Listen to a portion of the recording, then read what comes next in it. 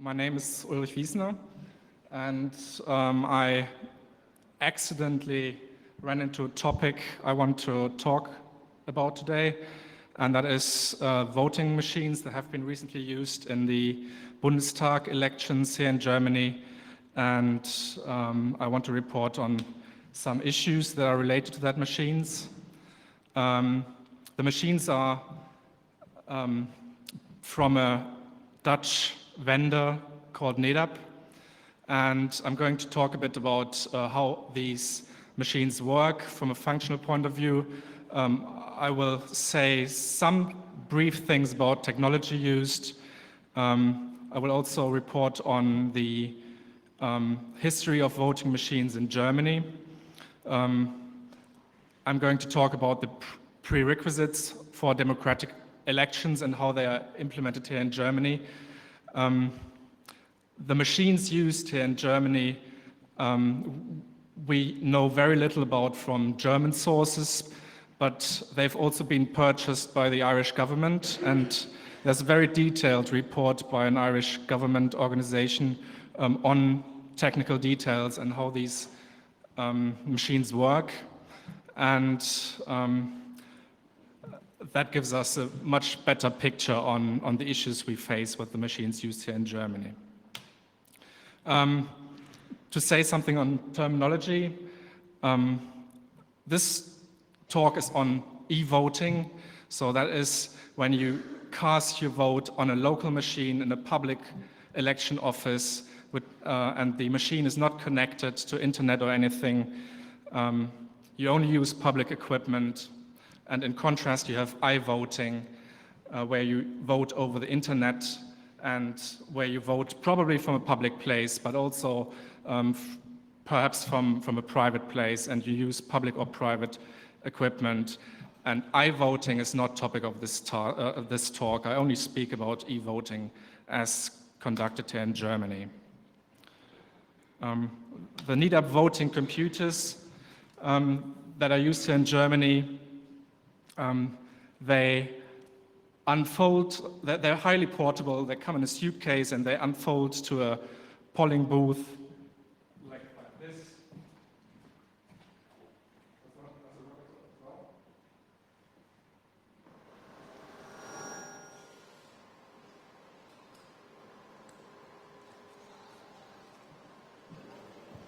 When I talk loud, can you understand me in the back as well?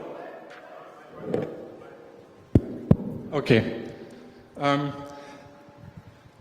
Basically, on the user panel, you have a replica ballot paper, a Stimmzettel, where the voter can select his vote, and you have a display where you control what you have voted. There's a control unit where an election clerk can control that you can cast your vote and that you can only cast one vote. And at the rear side of the machine, there's a printer which prints the election results, and there's also a memory card, a ballot module. Ballot box is a Urne, Wahlurne, a memory module called ballot module, which records the votes. Now, before the election takes place in a central election office, the machines will be configured with a device called programming reading unit, which is connected to a special hardened PC. And in the election office, they will configure the device in a way so that all the candidates and the parties you can select are stored on the ballot modules. And the ballot modules are put into the machines, and then the machines are sent to the election offices. During the election, a polling clerk will activate the machine for each voter, and then you would select your candidate and you would select your party, and you press confirm. And you can also select that you want to cast an invalid vote, and if you have selected, then you cast the vote by pressing return, and the vote is gone. And at the end of this, at the end of the poll, there will be a backup copy made of the memory module, of the ballot module, which remains in the machine. And the election results are printed and documented, and the ballot module itself is removed from the machine, and it's sealed, and it's sent to a central counting office. And at the central counting office, these ballot modules are again inserted into this programming reading unit, and the votes are loaded onto the PC in an Access database, and then the results are counted and published. Technology used, the voting machine and the program reading unit use the same technology. They are based on Motorola 68K processors. They have 2 EPROMs, which carries the software. These EPROMs are socketed so that they can be easily exchanged for new software versions, and the controlling software is written in C. The ballot module is using 2 flash EPROMs. They have a proprietary connector, which makes it difficult to put them just into the back of any computer. But the votes itself are stored encrypted but redundant on the machines. I think there's two copies of each vote on each of the 2 EPROMs. And the integrated election software, which is running on the PC in the central office, is running on a hardened Windows PC, is using an Microsoft Access database, and the software itself is FAT client, so I don't know Visual Basic or C++ or what they have used.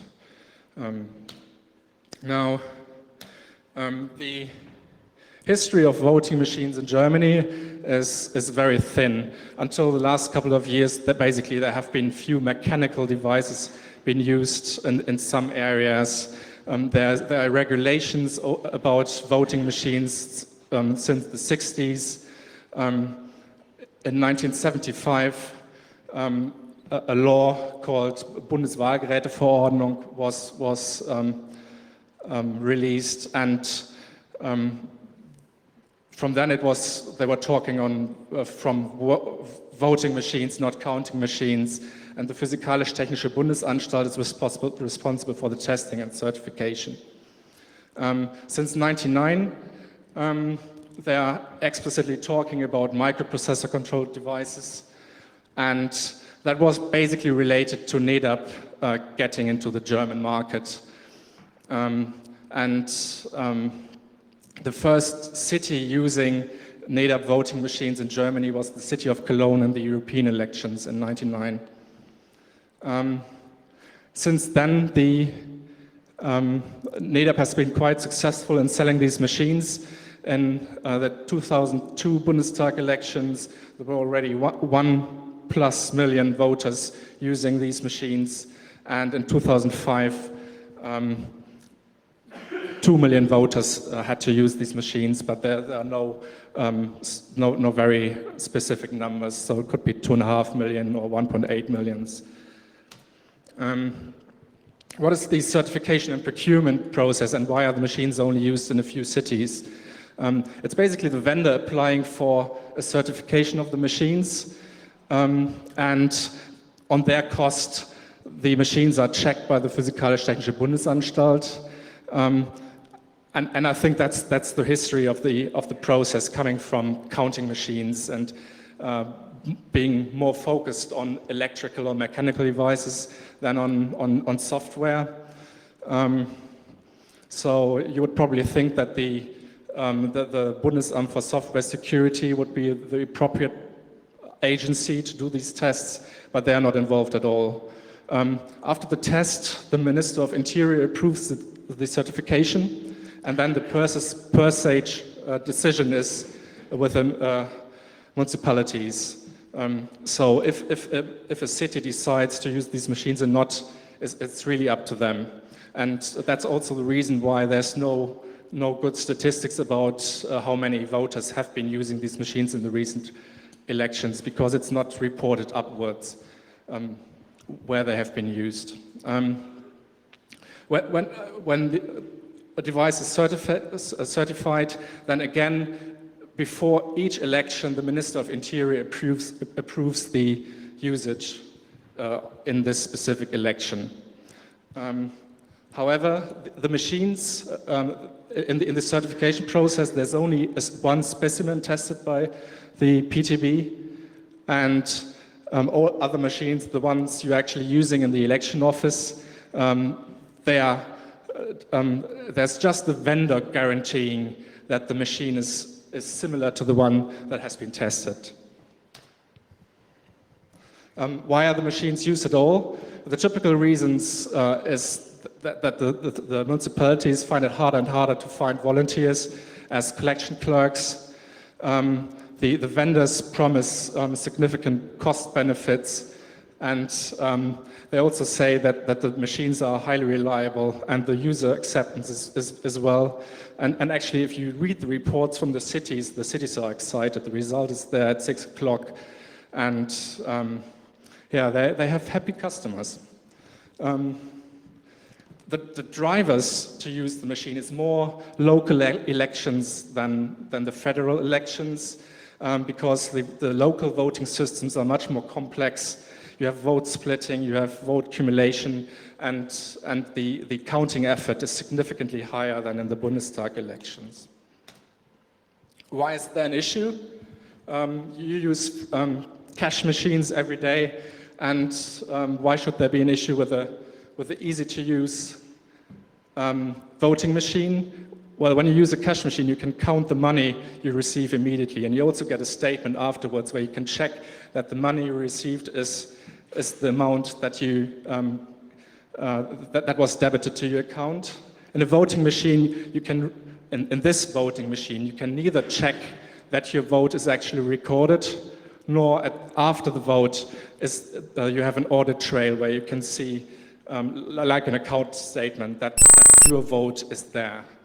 It's a voting machine is really like a credit card without statements, at least in the way they're used here in Germany. I would like to look in more detail into how you actually vote, because that gives us a better understanding of the individual steps and where there's security issues. Well, vote generation, I call, or traditionally, you mark your party or your candidate on the ballot paper. In e-voting, you select the button with your candidate, and then you cast your vote. That means you release the control over the vote by dropping it into the ballot box. Or in e-voting, you submit your selection, and the vote is gone. You lose control over it. Then comes vote recording, and traditional, that's trivial. That's just the vote, your ballot paper remains in the ballot box. And in e-voting, it's recording on a storage device, on the ballot module. And then afterwards you have vote counting, and traditionally that's just counting the paper. And in e-voting, that's the return of the counted values. Now, in a paper-based election, the first step, vote generation, is something that the voter can control, where the voter is sure what he has elected. And all the other steps are public. So you can go there and you can see that everybody drops his ballot paper into the ballot box, and you can stay in the election office the entire day to be sure that nobody fiddles around with it. And you can be there, you can be present in the voting office during the counting. So all this is verifiable, and you have to make some extra effort to do the same thing in an electronic voting process. So what are the prerequisites for democratic elections? In most countries, elections are said to be general. That means everybody can vote, not just selected groups. They are free. That means you can vote without pressure. And vote has to be secret, so nobody knows what you have voted. That's basically implementing the free elections. The vote has to be equal, so everybody has the same chance, and the vote has to be democratic, which means the votes have to be honestly counted. And all these things have to be implemented in electronic elections as well. Now, normally this is implemented or enforced by the public control of the election process and the feasibility of audits, so that's Wahlprüfung, after the election. And that means an electronic voting process has to be under public control, and audits have to be feasible. Otherwise, the things above are at risk. And this is common sense. So the OSCE member states, they have signed the Copenhagen Resolution in 1990, where they ensure that the votes are honestly casted and that they all allow the presence of observers, both foreign and nationals. In Germany, actually, everybody can be in an election office all day, and everybody means you don't have to be the right to vote. You don't need to be a citizen. You don't have to have a passport. You just can be there and look what happens. How is that implemented in the German legal framework? What is relevant for elections? We have the Constitution all above, and there's an Article 38, which is on national elections, on Bundestagswahlen, and an Article 41, which is on election audits. And there's also a Bundeswahlordnung, regulations on elections, which details to almost hilarious detail how public control is implemented. For example, when the ballot box is open, then the election clerk has to speak loud out what he's doing, that he's opened the box, and then he has to read every single paper he's counting. So things that should be things are made very, very transparent in paper-based voting. Now, for machine-based elections, there's a certain Bundeswahlgeräteverordnung, and there's more details, construction guidelines for voting machines, and basically this is what the PTB, the Physikalisch-Technische Bundesanstalt, tests against. There's very little tests whether the stuff above is implemented, and this is where public control got left out. I'll probably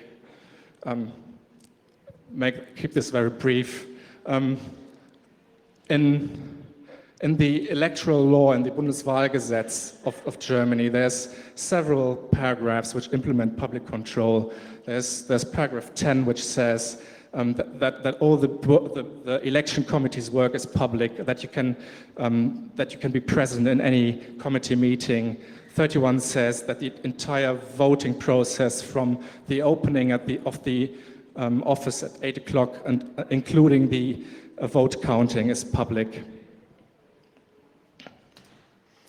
And then you have the regulations on voting machines, and interesting are these construction guidelines, which basically define that the PTB is doing the audit, that the source code needs to be made available to the PTB, that state-of-art technology has to be used, that security has to be appropriate for critical applications, and that undetected hardware and software manipulations have to be prevented.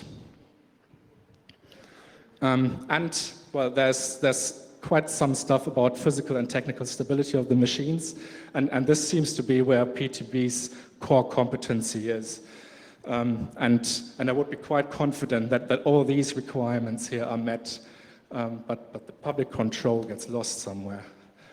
Now, the certification process of these machines in Germany is totally intransparent. I tried to get the the PTB report from the Minister of Interior, but I didn't. They said they had to protect the interest of the vendor. So everything we know about these machines are basically from an Irish report that has been done last year. The Republic of Ireland purchased NADAP devices in 2003, I believe. And after a public debate, the government implemented a commission on the secrecy, accuracy, and testing of the chosen electronic voting system. And chosen means they bought it already. The report was presented in late 2004. And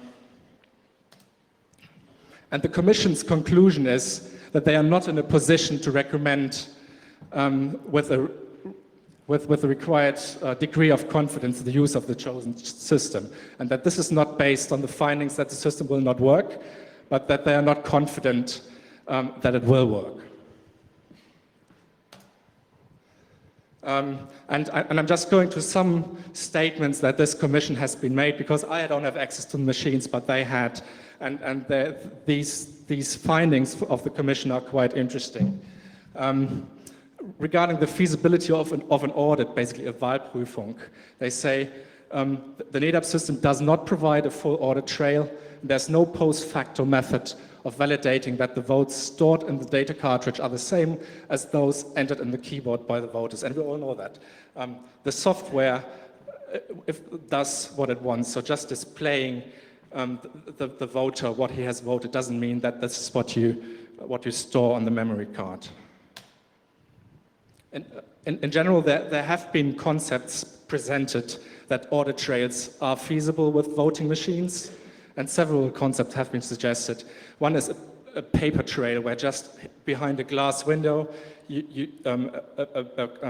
a receipt is printed of what you have elected, and then this printed paper remains in the box and can be counted afterwards.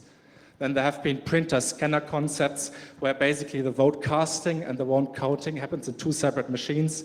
You use a machine to print a machine-readable ballot paper. You put that into a ballot box just in traditional voting, and then you have a second device, a scanner, which reads all these votes, and this is obviously auditable. And other concepts suggest that you use a card writer reader, basically, where you store your vote on a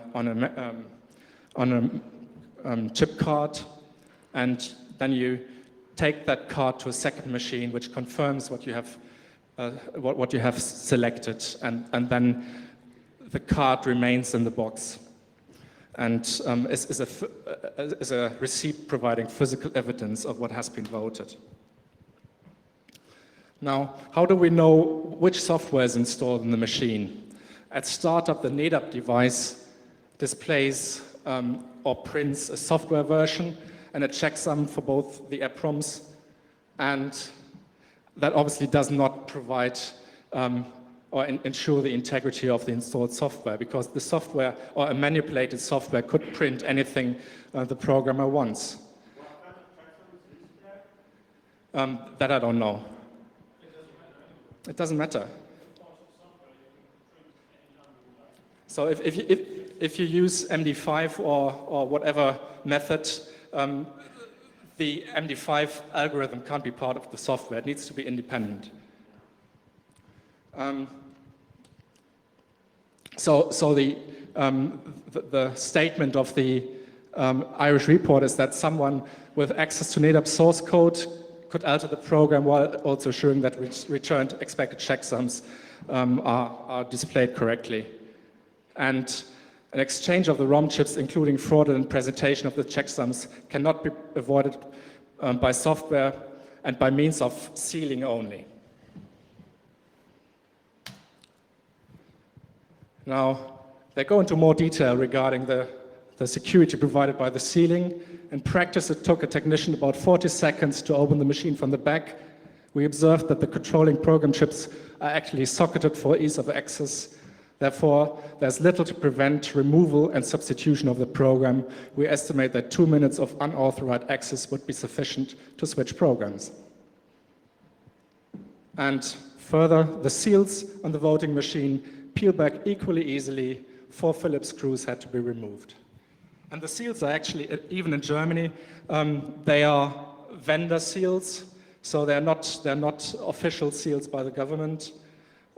So there's also no control over where these seals are distributed. And the ballot modules, the memory cards, the votes are stored unencryptedly. Standard components are used. Specifications of these EPROMs are available on the internet. And basically the main protection against tampering are the proprietary connectors of the ballot modules. No, nothing.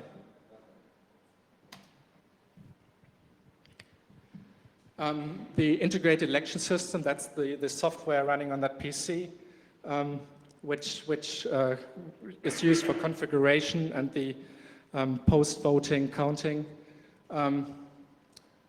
It's not subject of the certification process in Germany at all. And well, in Ireland they say it's running on hardened PCs. I didn't find anything on if there's any differences in Germany. But basically, the Irish report says that multiple versions of this software can be installed in the same PC. Older versions can be installed over newer ones. And the usage of a hardened PC at all is not enforced. So you can take the software, install it on any PC, and use it and connect the reading and programming unit to that machine. And actually, the Irish report provides a step-by-step guideline how to overcome the security measures of the hardened PC. So the report's conclusions on the security of the entire system is that the voting system is 1980s technology. In the 80s, the threats of this kind of technology were not as well understood as today. Furthermore, many defensive countermeasures have been prefected in the meantime, which are not deployed here. Security, such as it is, relies largely on the long discredited concept of security through obscurity.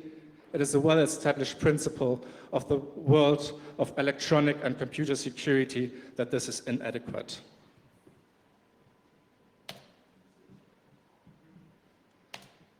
Now, checklist. This is basically our functional requirements for the machine. So where are we? I'm sure the software does what it should do if it's installed. So it's counting the votes as it should, and I'm also sure that PTB has successfully tested the physical stability of the system. Software and data security is at best yellow from the results of the Irish report. Now, regarding feasibility of audit and public control, that is not implemented at all. So the conclusion is basically the voter's control over of your personal vote. It's impossible to determine if you have voted at all. And the public control of the entire process, it's impossible to determine if the installed software is the certified one. And the funny thing is, the Minister of Interior totally relies on the vendor here. Not even them check that the software installed is the one they have bought. It's impossible to know if the software counts correctly. It's impossible to determine if the votes have been stored as cast and that they haven't been manipulated afterwards. It's not possible to have an audit afterwards. It's not possible to know if afterwards to check if the installed software was the certified one. The technical requirements by the Bundeswahlgeräteverordnung are unlikely to be met because the security measures in place are obviously not state-of-the-art, and it's also not possible to detect software manipulations as required by the Bundeswahlgeräteverordnung. So what is needed? Obviously, a public control over the voting process and the feasibility of audit needs to be implemented for any voting machines used. The certification process of the voting machines and the test results need to be transparent and published. This is, in the moment, totally intransparent, and that's unacceptable. The installed software needs to be authenticated on every single machine before elections in a public process. And the current absence of an audit trail and the intransparent certification process are unacceptable for our democracy. So basically, the only one who can be sure that the devices are working is the Minister of Interior. And that's a very comfortable situation that probably the one or the other minister in other states is very jealous on.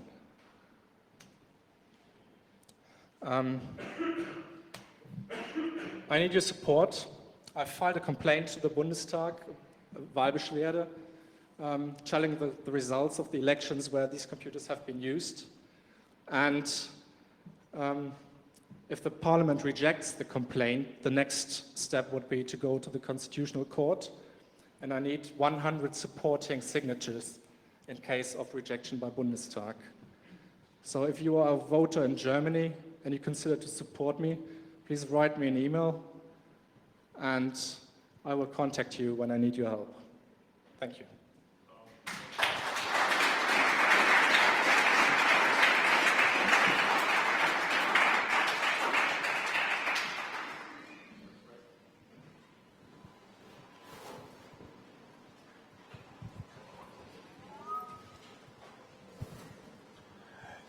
Ich antworte mal auf Deutsch, weil das betrifft ja hauptsächlich dann die deutsche Wahl. Wenn das so weit kommt, dass diese 100 Stimmen notwendig sind, vielleicht einfach in die Medien, heiße News-Ticker, Slashdot irgendwie, dass die Leute das auch mitkriegen. Weil sonst gerät es vielleicht in Vergessenheit. Also ist wahrscheinlich die effektivere Methode.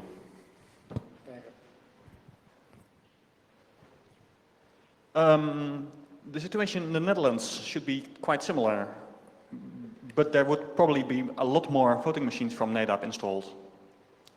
Yeah, I don't know anything about the distribution of the machines in the Netherlands, but I've read somewhere, yes, they are used in the Netherlands. I've used them for 12 years, at least. Yeah.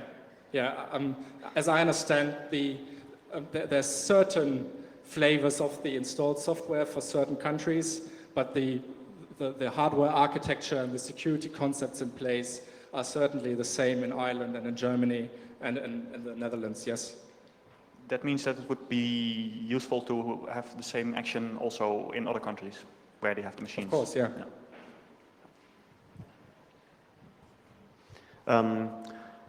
I'm a bit thinking about responsibilities. You told in the first part that municipal authorities are those who decide whether to use these machines. But I think they are responsible to their Landeswahlleiter, which are in turn responsible to the Bundeswahlleiter. So there is a kind of chain of responsibility for the decision whether these machines are used. And wouldn't it be a way to complain to these authorities? Why did you allow this to use these machines? Or probably you have thought about this and studied the legalese. The Landeswahlleiter or the Bundeswahlleiter has no control over the this decision if these machines are used by the city. The cities make the decisions, and they are, the Wahlleiter, the returning officers, they are not entitled to give orders there. There's no, in Germany, there's no pre-election possibility to challenge the usage of the machine, so you can't go to a court before the election has been taken place. And if you remember the issues that have been discussed about the Dresden election, all these decisions by the Constitutional Court pre the election have been rejected purely for formal reasons, that the first institution who checks the validity is the Bundestag, and after the elections. And there is no such thing as a general clause. They are responsible to ensure that the institutions below them do the right things to ensure that the vote is okay. The Minister of Interior is the one who allows the usage of this machine, and he's the one who's in the end responsible for making these machines available in elections. Well, I have another question regarding a danger that is not spoken of until now.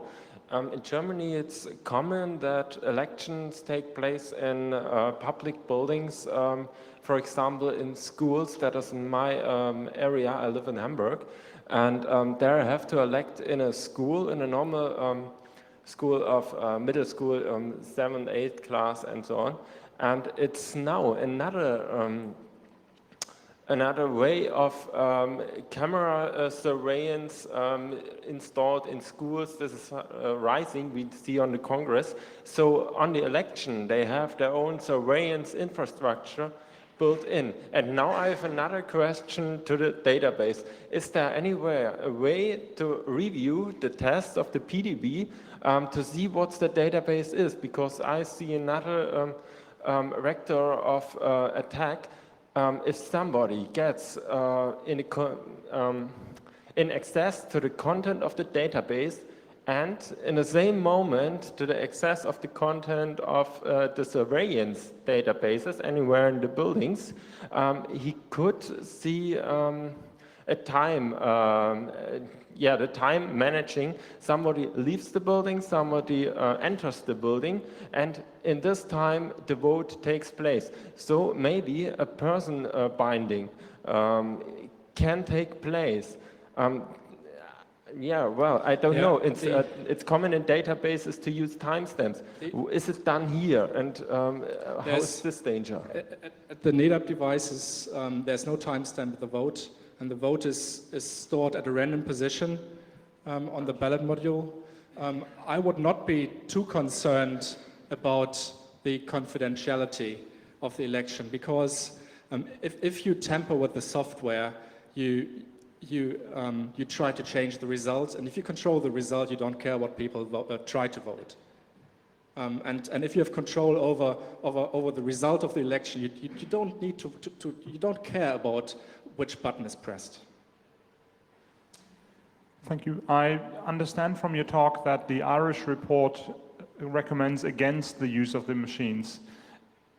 Has that had any influence on the usage of those machines in Ireland? Is the usage of the machines in Ireland discontinued? As far as I know, the machines have not been used in Ireland so far. I have a couple of remarks. One is, you said that the software was programmed in C, and it has been shown several times that C is an absolutely inadequate language to do critical programming. There are programming languages far better suited for that. There is, for example, a dialect of ADA that is used by Praxis High Integrity Systems in England.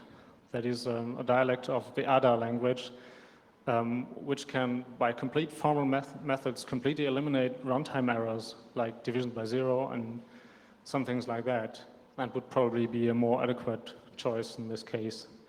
The other is the only way to really make electronic voting verifiable and accountable is to use what is called a voter-verified paper ballot. That is, as opposed to a voter-verifiable paper ballot. Voter-verified paper ballot means for every vote that is cast, a paper ballot is printed, and the voter is required to verify that what is on the paper ballot is actually what he voted on the electronic machine. And the voter must be able to verify that this slip of paper is actually put into a standard ballot box, so that there is a paper ballot for every vote cast that is completely transparent and public and can be verified and recounted. Yeah, that's certainly one of the suggested options for making audit feasible. But even so, if you use voting machines that use voter-verified paper ballots, there still would need to be someone in the end to challenge the electronic result to enforce a paper recount. Usually, if you always do a paper recount for the official results, then you don't need electronic voting at all.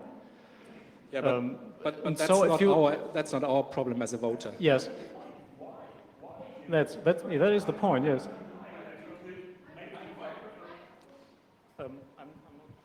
I'm sure if you spend enough effort, you can make it verifiable, you can make it confidential enough. But if you do all this, you raise the level of money that you have to put into it. So there's no advantage to e-voting over the traditional way. So the crucial question is why? Just why do it that way? I had one more little point to add. Even if someone challenges the electronic result and a recount is done, if the first few recounts always support the electronic results, it will be done fewer and fewer times.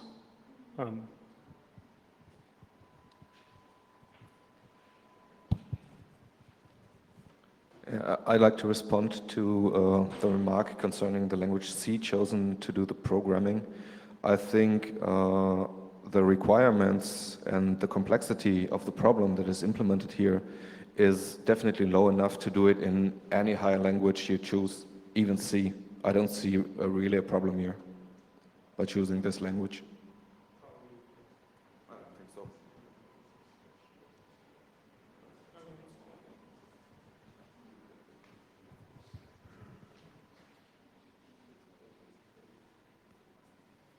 I recently came across a paper by David Schaum.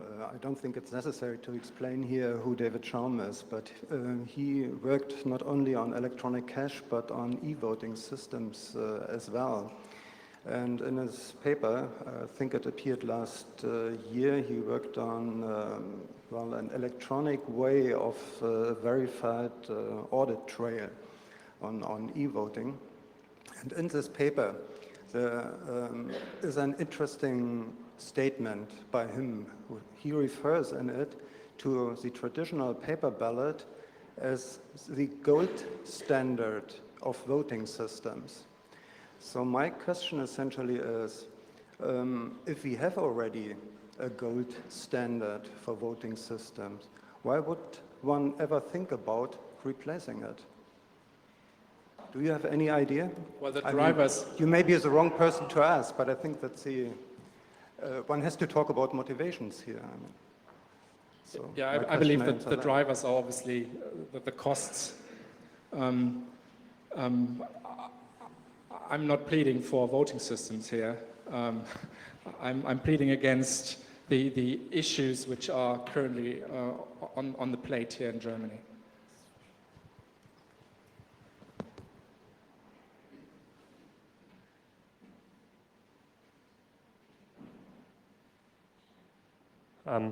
I would say that, in fact, there is some rather good motivation, and perhaps one can make an analogy there. I mean, there has been some reason to switch from gold to, say, electronic cash. So there are advantages, I would say, if you just get the results some minutes after voting finished. Well, this is something. You might say it is not really necessary, but after all, I mean, placing persons there that have to stupidly count votes is perhaps something that does not make that much sense. And concerning this problem of voter verifiable versus verification, well, one would, of course, need additional measures like, say, random recounts. But I don't think that e-voting is something that cannot or should not be done under all circumstances, but it has to be implemented properly. And this is the problem, I think. It is a problem of implementation, not so much of concept. I tend to agree that that you probably can implement fair e-voting systems, but I tend to disagree that it is relevant when the result is available or what costs are involved with counting.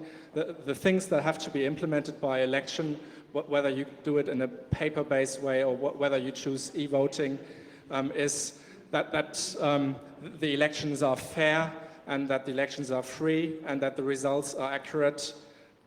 And this is where the priorities have to be. And everything else, like costs, that is minor issues.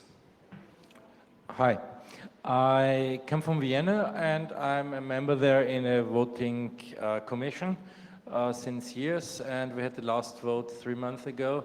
And first of all, I'm against everything what's called e-voting or voting machines, because they're roughly non-democratic. I say it like, I want to point this out. We have a couple of problems. First of all, they want voting machines to bring out a very fast result to the public, because votes tend to be more and more entertainment show for one night. And the media asks us for fast results. So even in the voting commission, we do a pre-count, which we do within 30 minutes. And then we send out per telephone the results to the Minister of Interior or to the Viennese community, and then we start the counting procedure again to make it accurate, only because that someone can give us a result within 30 minutes after the election. Okay, we do the work, we sit around more about 2 hours, 3 hours after the election and count every ballot and count every vote, because we have to do that. We sit around discussing in the commission if this vote is accurate or not, and what is the intention of the voter. And this can be done quite, let's say, of course it's politically influenced. There are all the parties sitting around, and we try to find out if the vote is not so clear, what is the intention of the voter. I don't want to bring in some examples because they're quite funny, but anyhow, it's not the right place here. But we see a problem that in the new, let's say, new democracy, where we have a couple of possibilities to give up the vote, not only for the party, but also for a person which is on the list, and the list may be quite huge, and it may be quite complicated. There may be, in the last election, we had 3 lists for different kinds of boards, or let's say parliaments, where the people maybe voted or not, and so there was a couple of times in conflict that the right person was on the wrong ballot and things like this. It's complicated, but what I want to point out, on electronic vote, we have the problem that we have electronic divide, that most of the people could not handle this. There are studies about that, and if we see which people go for the vote, especially in Vienna, old people, we will see problems in that. And I see another problem in that we have quite strict democratic rules, so it's not allowed that 2 persons can go into the booth together, and this conflict will arise especially on e-voting, where it's not sure if the vote is done anonymously. You said the German report was not available to the public to protect NEDAP, and all the results were made upon the Irish report. Are there any reactions from the PTB or the German Ministry of Interior upon this Irish report? Well, there's no evidence that they changed their mind on any of their decisions, and there have been quite extensive communication between PTB and the Irish Commission, where the PTB defends its testing results. But I see no evidence that the Irish results are really influencing what's happening here in Germany.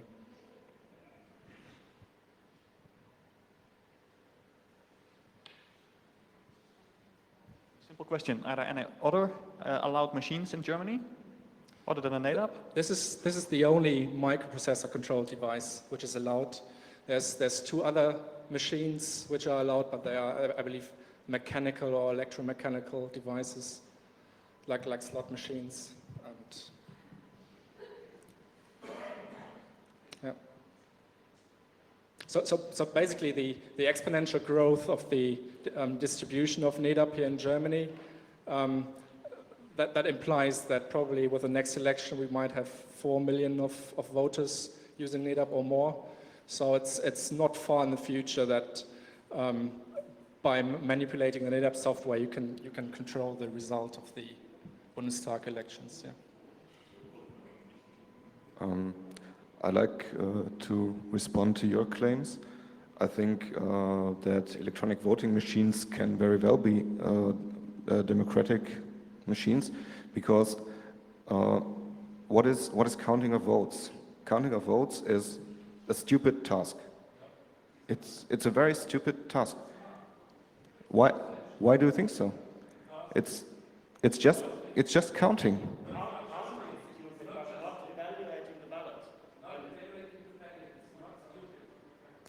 But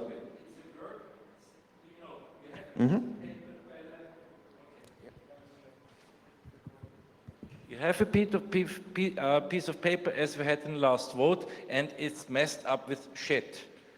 And there's a cross with shit on the paper. So how do you count this ballot? Do you count the ballot or not? Why? Because the cross was made on one party. Why do you don't count the ballot? Why?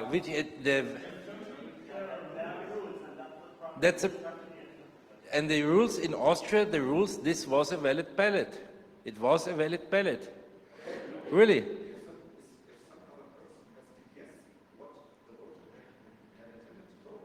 No. You have to count this ballot because that's the rule of the election laws.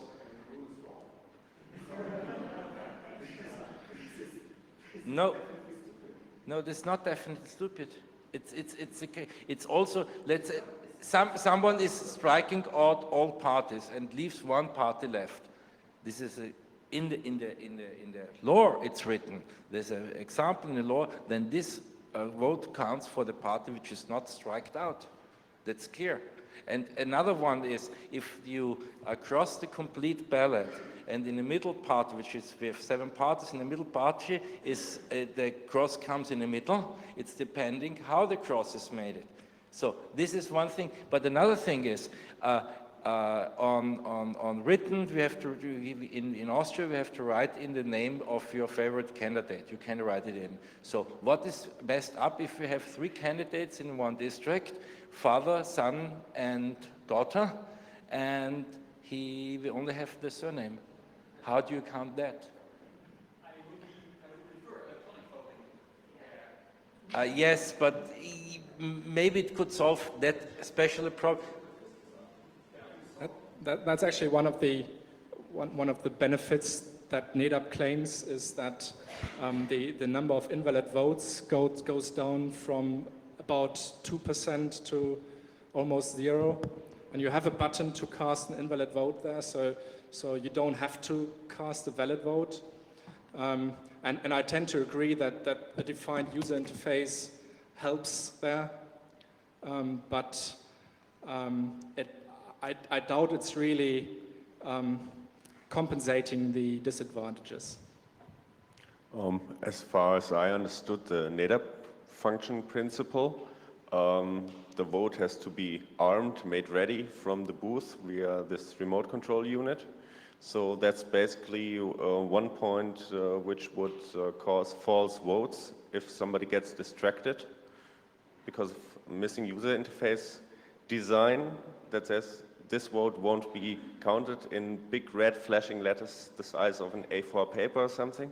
Most people wouldn't even notice that their vote would not be counted because they don't know the process going through all the menus, through all the single steps. You get what I mean? Yeah, I believe there's... So what I'm trying to say, or what my point is that the misses in all the system are just slipping to a different point. Yeah. But I believe the user interface is designed in a way that there is evidence whether your selection has been successful. Okay. I think we have to come to an end, is that right? Yeah, 5 minutes, 5 minutes. 5 minutes we have, so probably 2 more questions. Well, one question from my side.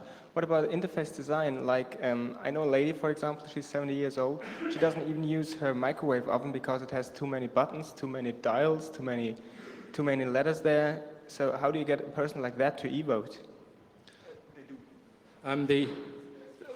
Basically, the ballot paper, which is printed on the user interface, that has to match the design of the official paper ballot paper, and so I don't think that usability is really the key issue here.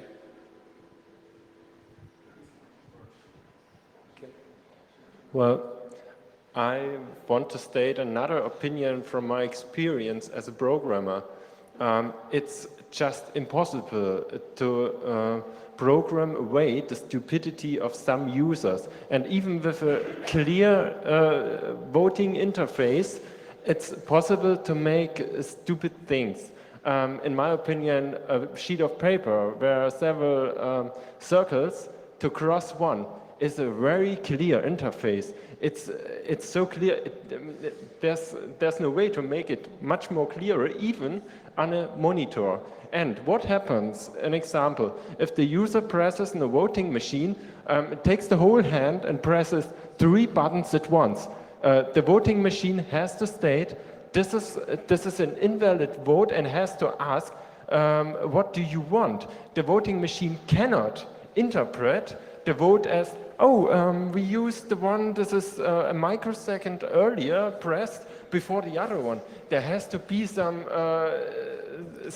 control to make the vote clear. It's not part of paper or from electronics, it's part of the human stupidity. And someone have to learn, someone have to teach the people how to use voting, except from the voting material. Yeah, I don't believe that this is really the key issue, because most people will be clever enough, and we're talking too much about exotic cases than about the majority of the voters. And the question really is the voting machine good enough and accurate enough and usable enough? There always will be a number of dropouts, Okay. With whatever concept you use. If the number of dropouts is 0.1% or less, I would say forget the voting machines. I have the experience about money machines in the banks where you have about 3% of the people could not handle this.